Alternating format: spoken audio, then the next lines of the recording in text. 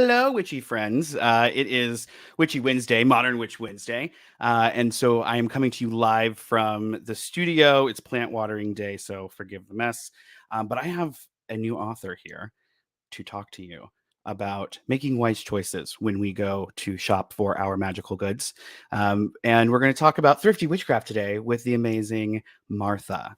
Where are you? There you are. Yay, Martha's here. Okay, I was like, did I hit the button right? Did I hit the button right?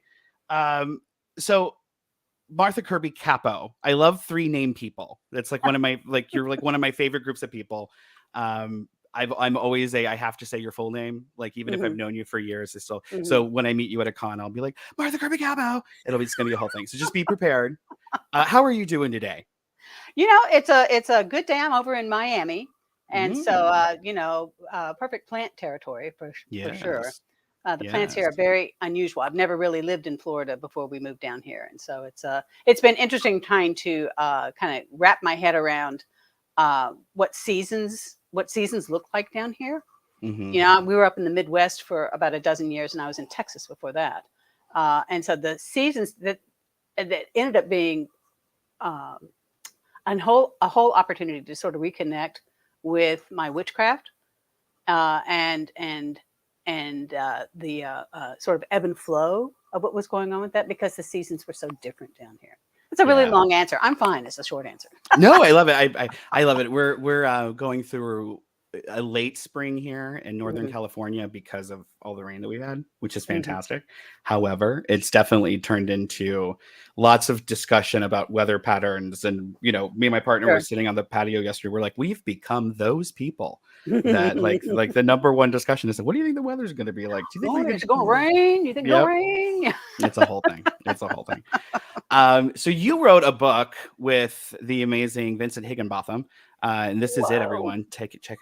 Buy this book. Go on Amazon right now or your local bookstore and purchase this.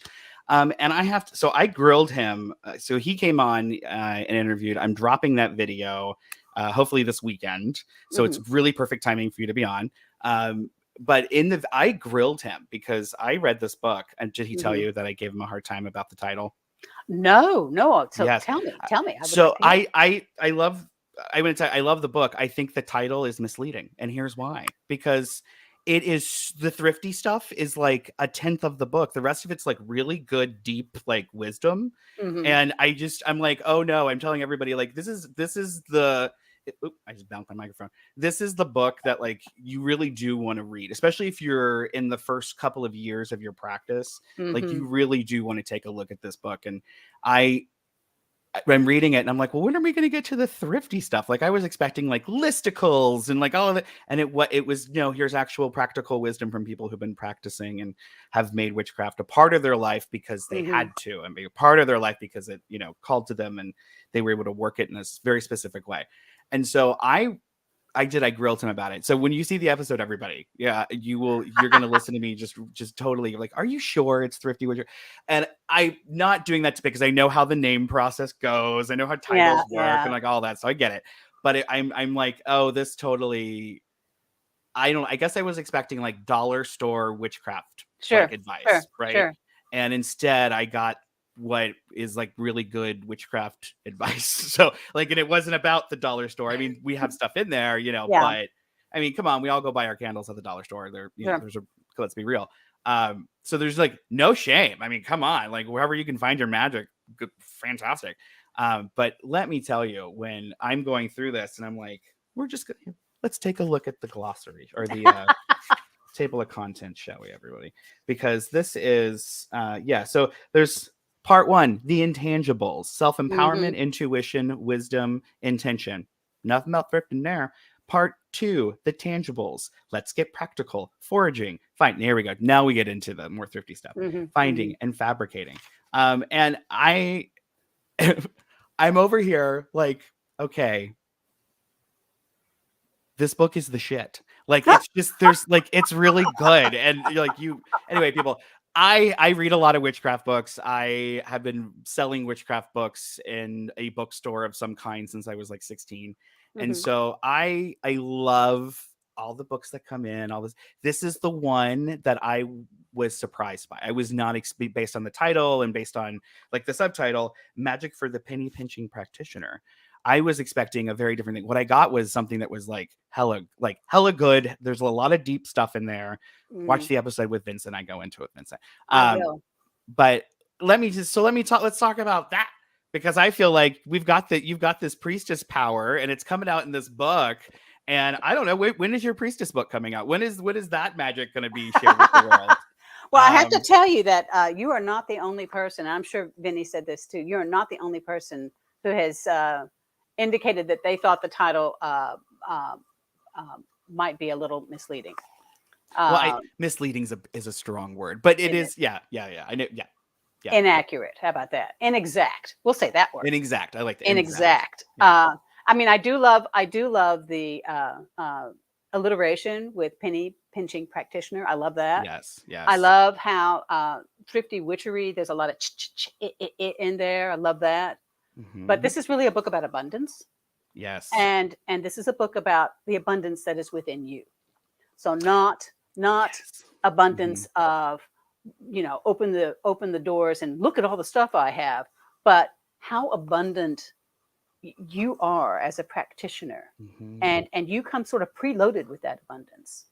And we're not taught that by the overculture.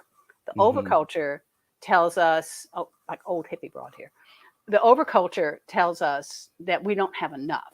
It's a culture of scarcity because they want to sell you something. Yeah. And so, you don't have enough. And the trick is to realize that you have enough, you have such abundance in yourself, and you're able to gather your tools from things that already are loaded with your magical DNA because they are in your house. They're sharing that space with you. And then you can save your money for like the really nifty things that you want to have, not have to have. Right. If you feel like all of your tools are something that you have to have, and so you're spending money on that, then you don't have anything left over for the want to have things. And so that's really what the book is about is self-empowerment. I'm sure Benny talked a lot about that.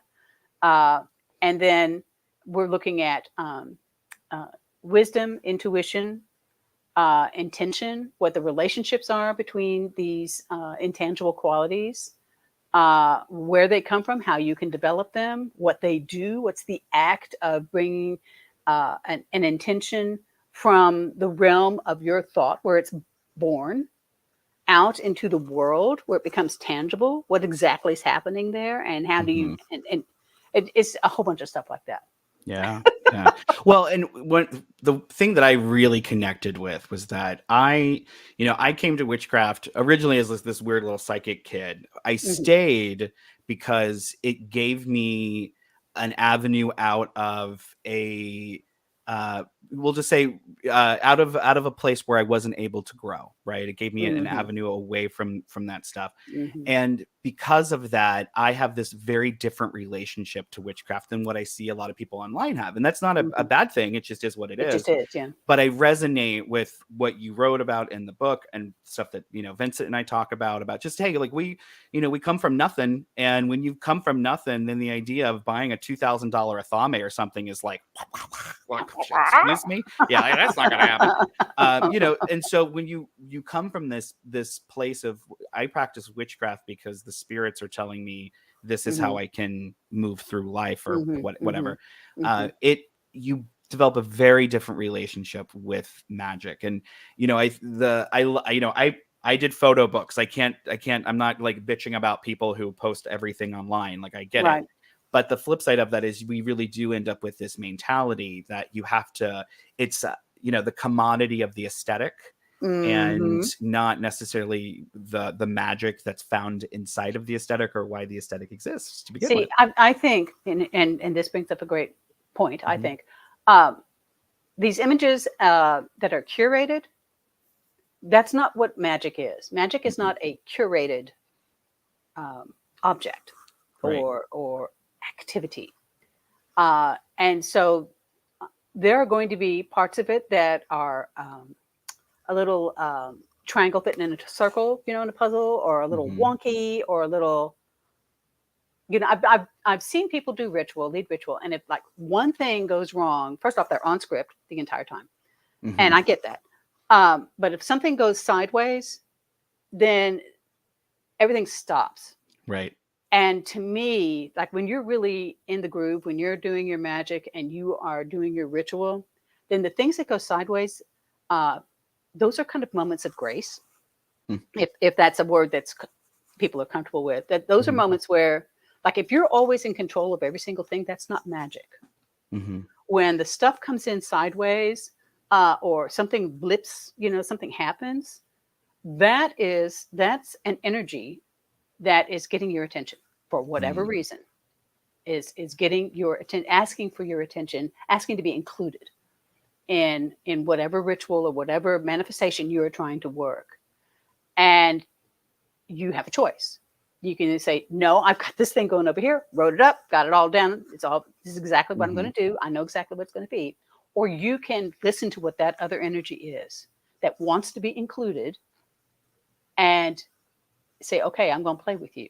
I'm going to let you braid into what I'm going to be doing here. And it may look completely different than what you wrote down on paper, Right. But to me, all those little kind of hitches and twitches and things that kind of go bump in the ritual, that's when stuff is really popping. That's when that's when you're connected to me. Yeah. And that it's spoken like somebody who learned intuitively. Yeah, that right. And so, I'm with you on that, because I'm the same way. I'm Mr. If I can't feel it, like if we're in a ritual and I can't feel energy, we're gonna just start over again, and we're gonna we're not pissing away, like we're not doing that. So I'm that guy, and for we've done it with huge groups, small groups. You just gotta plug in, and if you don't know how to plug in, then it's a very different kind of thing, which is back to the book. You're talking about plugging in, and that's exactly different ways to plug in. And that is why I'm like, no, this is really a good book. There's all these little gems here, because people don't talk about the plugging in, and they don't talk about really what it takes, and from a day-to-day kind of flow, to get plugged in, stay plugged in, feel empowered while you're plugged in, because that's not always an easy thing either. And that's all explored here in the book, which was a really, again, hidden wisdom, hidden gem. Wasn't expecting that.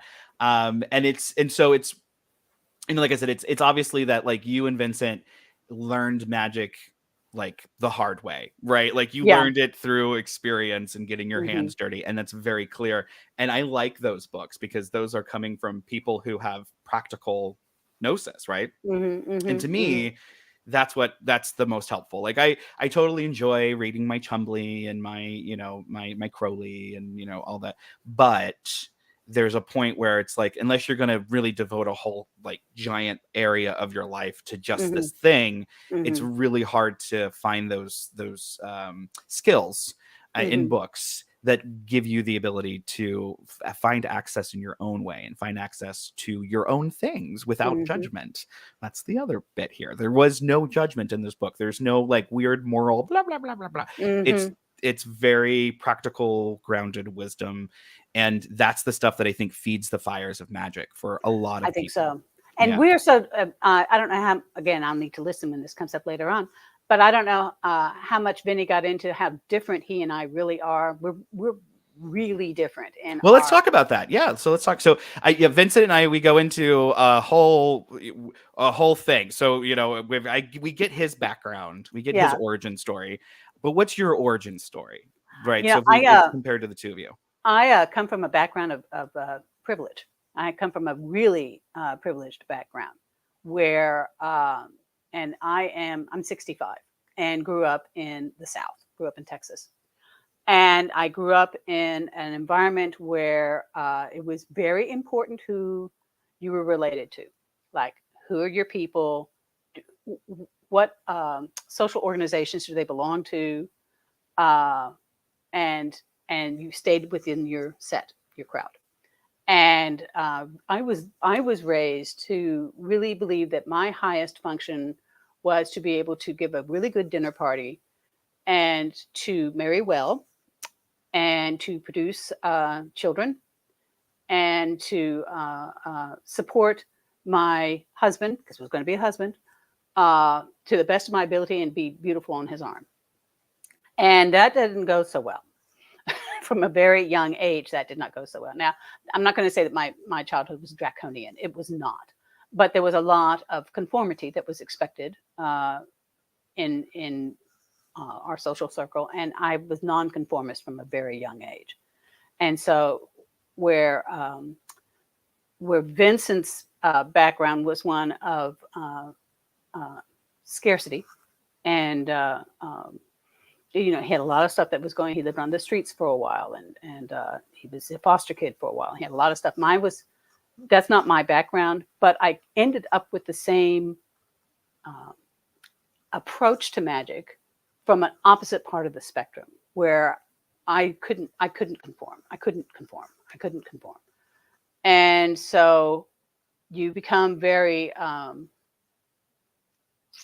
your practice becomes very closeted, not to appropriate a word, but it becomes very hidden, so that you look like you're getting along to get along. You got to fool them and kind of look like everybody else, but you're really living your authentic life as a very interior life. So when I got out of that environment and started striking on my own, that's when I started trying to put a name on whatever it was that I was doing, like my faith practice, or my spiritual practice, or however you want to say that. And which was not something that I just sort of like leapt in with my hip waders and said, "Hey, I'm in the witch swamp." I really did a lot of trying to figure out what is this? I mean, I don't fit. I don't fit anywhere. And it wasn't until probably I was in my 30s that I really thought, I think I'm a witch. And I didn't really share that with anybody. And it wasn't until other people started coming up to me saying, "Well, and you're a witch." And I'm like, "Okay, if you say so." But then I thought, I'm going to embrace that. I'm going to embrace everything about that word. I'm going to embrace the political aspect of that word. I'm going to embrace the otherness, not the othering, the otherness of that word. And I'm going to be, I'm going to be a beacon that they always say, like, if you are your authentic self, you're essentially giving permission for other people to be their authentic self as well. And I thought, I'm going to do that. I'm going to be who I am. And golly, if you like it, yay. And if you don't, have an excellent day. And I hope, you continue on your merry way. Yeah. Yeah. As it should be. Yeah. I mean, nobody had to agree with me, but right. I really got to a point in my, I'm 65. Mm-hmm. So, if I'm not comfortable with myself by now, there's a problem with that. Amen to that. No, seriously. Yeah, that's real. I think about that. I'm 36, and I'm like, if I am not just happy with me now, I don't think it's ever going to happen. So we might as well just love what we got and keep going. Well, and I think that's part of when we all say, okay, you've got to do the work. Yeah. To me, witchcraft is something, there's an aphorism out there. It's like, physician, heal thyself. But I think it's witch, know yourself. Witch, know yourself. Yeah, I think that you know yourself, you then have this big juicy boost of confidence. And it's not to say that you can't be surprised by aspects of yourself along the way. We all have blind spots about ourselves. We all have dark spots that we're afraid to look at. But the more you work to know yourself, the more robust your magic making is going to be. I believe that with every fiber of my being. Yeah, absolutely. So one of the things that I talk a lot about, I'm making it a point to talk a lot about rather this year with people, is essentially, as we're writing, we are opening up, we're sharing our spirituality with people. And that is a very vulnerable thing to experience. It's a very vulnerable a moment for us when we turn that manuscript in. It's vulnerable when we get those reviews in, you know, all of the things. And I don't think people realize that we do have it kind of hard. In fact, we actually probably have it harder than other areas of publishing, because we are talking about our spirituality. We're not getting paid very well for it, comparatively to. Yeah, I mean, it's not like John Grisham at all, anywhere near John Grisham. And so there isn't a lot of payoff for us, you know, from a very practical standpoint to do what we're doing. So for me, what I'm interested in is scratching away at the surface and getting to why you're doing it. Why did you decide to write, and what was it like for you to open up and talk about your spirituality with random people in a book? You know, I'm the page manager of Patheos Pagans, the Agora. And what has happened with that, that's a shared blog. The only thing is you have to like write once a month. It's better if you write more, but you have to at least write once a month. And these writers kept getting book contracts. And so they would go over to another part of the Patheos Pagan website and start writing for that. And as somebody who was like an editor for that, and I would look at that and I was like, well, I could do that. I mean, why am I not doing that? All these people are getting book contracts, and what am I doing? I mean, I'm and so Vinny, I'm sure Vinny told the story. You know, did his first book, and I was a big part of that behind the scenes, just kind of making sure that you know it was cogent, punctuation stuff, homonyms, yada yada yada, and wrote the foreword for it. And then he said, I was telling him, you know, I think you should write a second book and extend some of the thoughts that you presented here. He said, I think you should write that with me. And I said, I don't know. And so he was very gracious and gave me some space and circled back around. And I said, yeah, I'm going to do that, because I really trusted Vinny a lot. And I knew that he would be able to give a space for my voice and respect my voice as much as I respected his voice. And so we went ahead and worked together on this book. And now I'm working on a second one. And I think I started writing for witchcraft books because I had written in other areas. I'm like published in poetry stuff and anthologies and hymns and all that kind of stuff. But I wanted to pin down, what do I believe and why do I believe it? What do I believe? Why do I believe it? And why do I think that way? What's behind my thinking? And writing a book is a really great way to figure that out. And I learned a lot about myself as I wrote this book, and that was all valuable knowledge. So it sounds like it's terrifically self-centered, and I suppose in a way it is. As to bearing my soul to other people, I was talking to a good friend about like reviews, and I was like, I just don't know that I'm going to read reviews. I don't think it's going to be healthy for me mentally. And that person said, you don't have to read them. And I was like, that just freed me. And I thought, you know, I don't have to. I still have agency. Just because I wrote a book and just because people are reviewing it, and I want people to leave a good review. But, you know, there's some snarky people out there, and it's very easy to take pot shots at somebody from behind a screen. Extremely easy. And I thought, for my mental health, I'm not going to read any reviews. I'm going to hope that they're good. And Vincent's very good. He'll tell me occasionally, oh, look, we have another 5-star review. And I'm thrilled. But I'm kind of like the hermit, you know, in tarot. I have a lantern, and I'm at a threshold, and I'm happy to go out there and lead with my lantern and show light on things for a while. And then I'm very happy coming back into my cave and staring at my navel and writing with my finger in the sand about what I think, and that's pretty much it. Yeah. I know I tell people I'm really good at talking about what I think. And so I can do that all day long. If you want to know something, I will tell you what I think.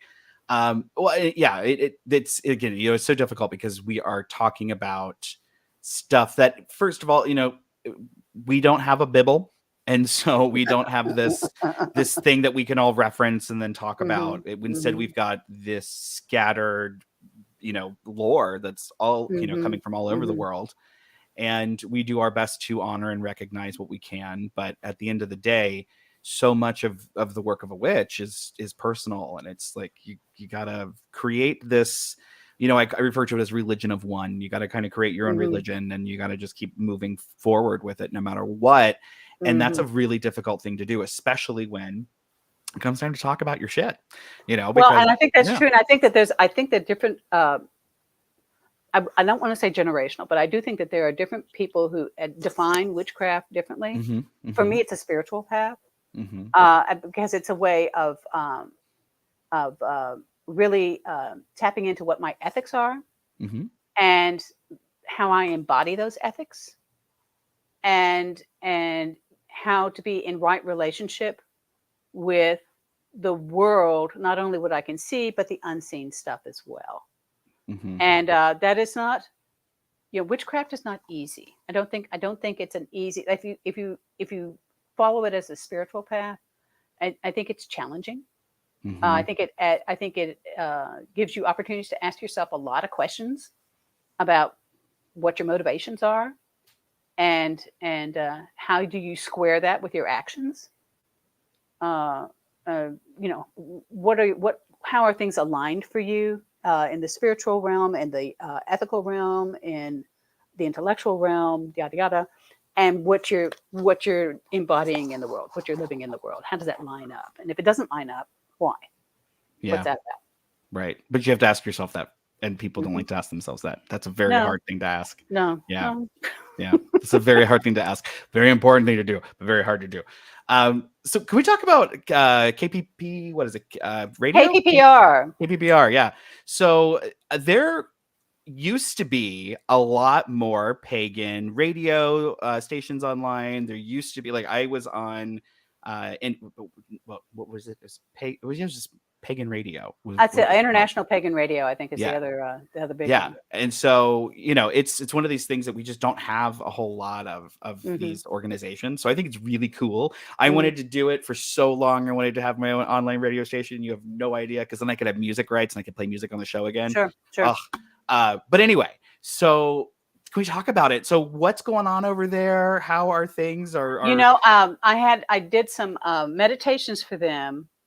It's been a minute. And this is a person who just live streams all this music all day long. It's all day long. Yeah. But it's not just music. It's also like little talks, like people talking about something. I'm not quite sure how he gets his material, because I don't think it's all like people just sending things in. So I'm not clear on that. But he doesn't really have that many commercials. I mean, every once in a while he'll run a commercial. Whereas the International Pagan Radio is very much they're a different animal. Yeah, they're commercial heavy. Yeah. Although they have got, that's where that's, I think, where I ran into Cloud. I didn't run into him. I don't know Cloud the Rapper, but it was one of those things where I heard Cloud the Rapper and I thought, this is not my style of music, but I love that this man is doing this. That it exists. Yeah. That it exists. Yeah. And I hope he gets a lot of airplay and gets invited to festivals, because, there are different generations of witches. Yeah. And some generations really dig the folk stuff. I might be one of them. And then some generations that doesn't speak to them. That music does not speak to them. But Cloud the Rapper and Lone Wolf is another rapper, pagan rapper. And again, not my favorite kind of music, but it's very powerful. Yeah. And I am very pleased with it, because it just shows something different. that we're not cycling around the same beautiful songs that we've had for 40 the same chants. years. Yeah, the joke used to be the pagan top 20, and we just would sing the same things over and over. Yeah, it is nice to have diversity in voices and in approaches, because it all matters. And the more people of pagan orientation do things, to create art in different aspects of life, the better, because it informs the world that they can, other people can have a space here too. And if anything, we have plenty of space, people. We've got plenty of room. This is a never-ending couch, actually. Come sit next to me. And so yeah, I feel that 100%. So when we're talking about your writing and you working with Pathos and your work there, where do you tend to make your posts about? Like, do you focus on a specific topic or a genre, or do you just kind of get into every little bit of things here and there? Like, how does your writing reflect in your blogging? Lately, I've been doing a lot of book reviews, because I was so, the Thrifty Witchery, I think we wrote that. It's probably going on 3 years now. It was the pandemic, our pandemic book. Before that, I sometimes think of myself as the Garrison Keillor of witchcraft, because I tend to write things that are, like, for instance, when we moved here to Miami, which was a sudden and rather unexpected move, and there was a lot of stuff going on. And the trees down here, some of the trees down here have above ground roots. And as I kept going on my walks and kept seeing these, and I hadn't really seen, like, to an extent that I have not seen in other places. And I kept thinking, why am I noticing this? Okay, it's different. What can I learn from this? And then I blogged something about above ground roots and what they represent, and feeling so cut off from what my other community had been, and what kind of metaphor can I get from these above ground roots? It's the same thing with watching.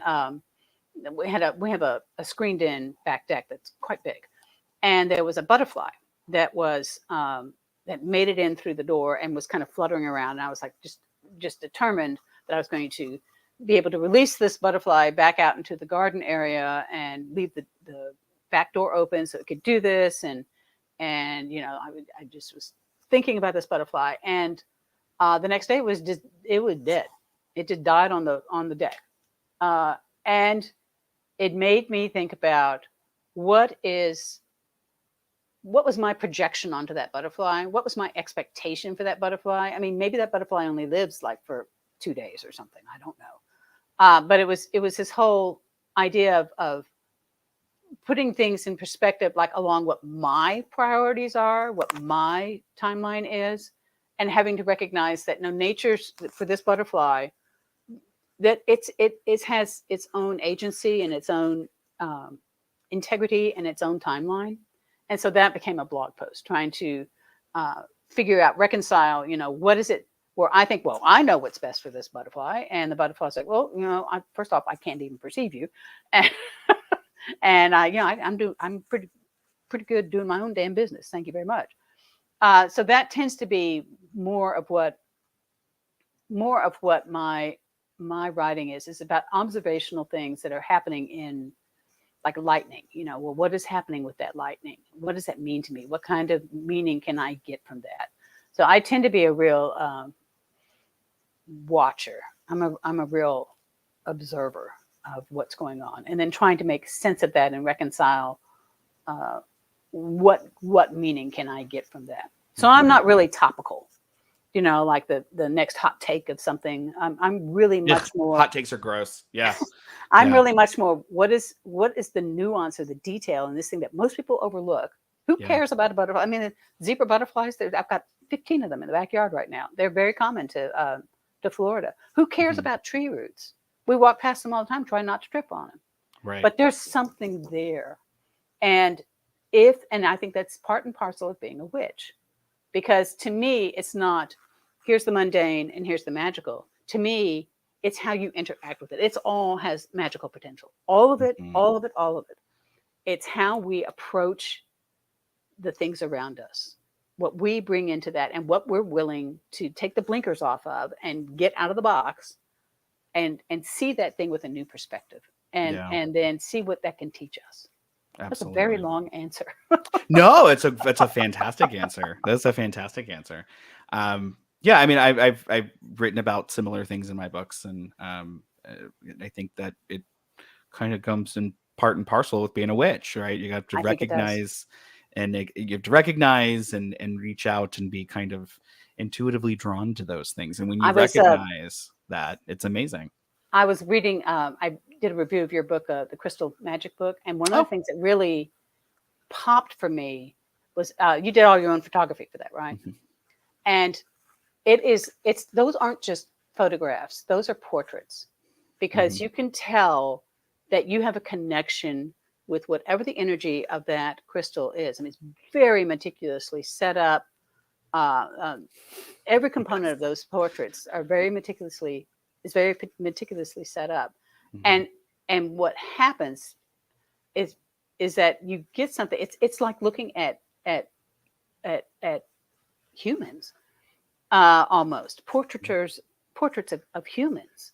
Mm-hmm. And I thought that's very powerful. I mean, that's a real manifestation right there, where you're putting all of this energy, all of this attention and purpose and intention into this.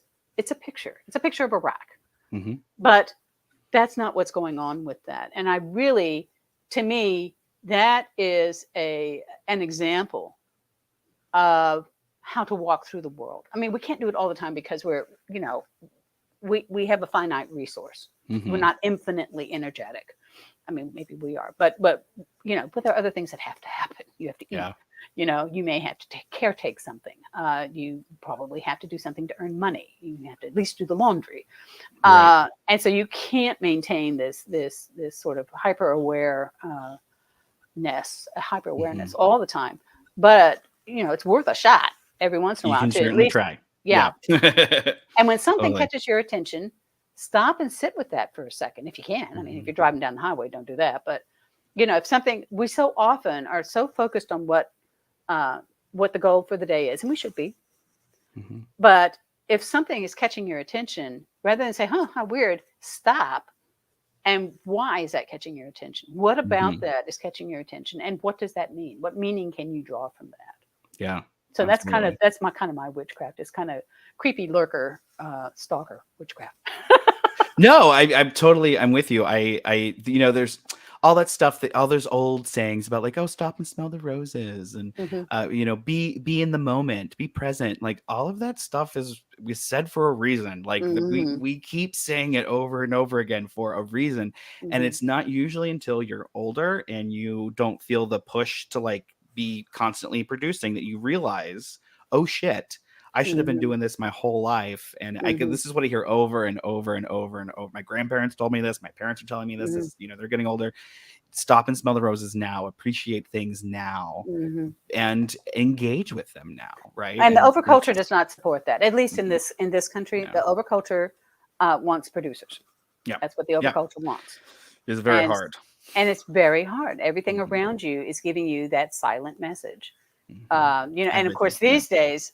Tom and I are convinced that our computers are listening to us or something, because, we'll have a conversation about an object or a thing, and then 48 hours later, it's coming up an ad. I was like, okay, great. Not that in that world, super. Yeah. All of it's very, very, it's a whole thing, but which is why it's so important to disengage, disconnect, go, as the kids say, touch some grass, and be in the present, be in the moment. It's a very important thing. So before we go, so you mentioned that you were working on another project. Is it something you can talk about, or is it something we got to wait? Yeah, I can talk. It's I just submitted my manuscript like a couple of weeks ago, and it's going to be massively rewritten. It happens. I've been through that myself. Yeah. But I have a fair amount that I can work with, so I'm not going to be starting from scratch, and I'm really going to be looking at energy. So much of the first book with Vinny is about energy, identifying it, identifying how to interact with it, how do you harness these other threads of energy and braid them together so that you're able to put your intention out there and try to manifest that intention. And so it's going to be an extension of that. It'll be more information about it. Way up in my head. Vinny always says like I'm way up in my head, which I don't know if you've noticed, but way up there. And Vinny is very much in his heart. And so that's what made this book such a great kind of a blend, because it has all my head space in it, and it has Vinny's heart space. And your head magic and his heart magic powers combined created this awesome book. Yep. This awesome book. Yeah. Thank you.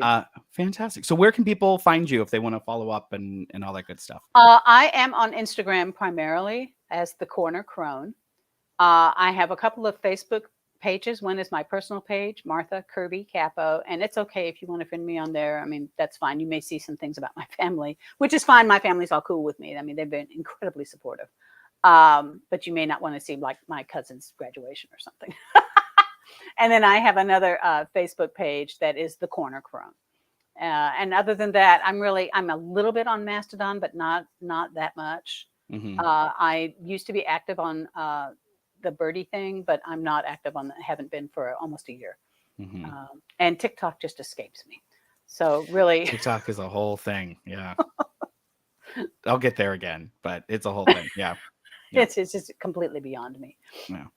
So Corner Crone is what we're looking for Corner on Crone, Instagram and Facebook. All right. Very cool. Well, thank you so much for taking the time to join me here and to talk about your magic with everybody here on Modern Witch. I really do appreciate it. Well, I was delighted to have an opportunity to speak with you just because I love your book so much. I mean, it is just the most God-smacking, gorgeous book that I've seen in a really darn long time. So I wish that great success. It's gorgeous. Thank you. It was so many moons to make that happen, and the first pictorial was way smoother as far as the picture taking, and the crystal book took a very long time. And I would tell people oh, this is taking pictures of crystals is really hard, and I would get no, it's not. I do it all the time for Instagram, and I'm like, yeah, but yours have glares, and yours have all these things that mine can't have, and I have to depict a magical act while doing it. It's a whole thing. So yeah. No, it's great because you can see through the composition of the photographs.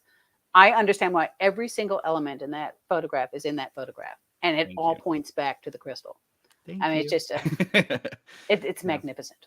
I really do appreciate it. I'm going to put that in my heart. I'm going to put that in a stone and hold on to that so that when I'm feeling not so great about whatever, I'm going to be like, well, Martha said I'm going to read the book. I'm going to hold on to that. Thank you so much. Again, everybody check out Corner Crone on Instagram and Facebook. And she's if you're on Facebook, we've got her already linked in the posts.